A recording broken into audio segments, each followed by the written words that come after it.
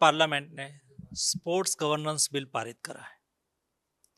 ये बिल मोदी जी का sports sector में स्ट्रक्चरल रिफॉर्म का एक पार्ट है। सबसे पहले 2014 के बाद मोदी जी ने देश में खेलो इंडिया, फिट इंडिया की मूवमेंट चलाई और देश में स्पोर्ट्स के लिए इकोसिस्टम खड़ी करी। दूसरे रिफॉर्म के रूप में टारगेटेड पोडियम ओलंपिक स्कीम के द्वारा देश के एलिट एथलीट जिसको इंटरनेशनल लेवल का एक्सपोजर मिले, दुनिया की बेस्ट एकेडमी में ट्रेनिंग लेने की सुविधा मिले, उसको बेस्ट कोच मिले और उसको खेलने के लिए बेस्ट इक्विपमेंट मिले, उसके लिए संसाधन की व्यवस्था उपलब्ध कराई।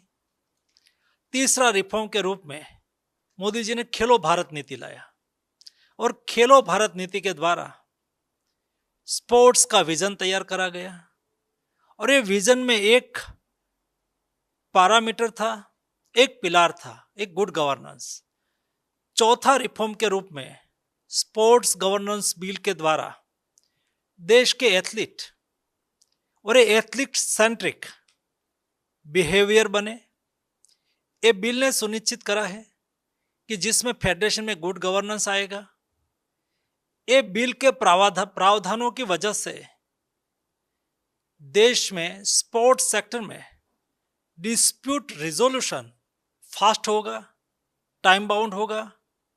ये बिल में ये भी सुनिश्चित करा है कि देश की हमारी महिलाएं उसको फेडरेशन में प्रतिनिधित्व मिलेगा और हमारे दिव्यांगजनों को स्पोर्ट्स में आगे बढ़ने की अपॉर्चुनिटी सुनिश्चित करने के लिए इस बिल में प्रावधान रखा है।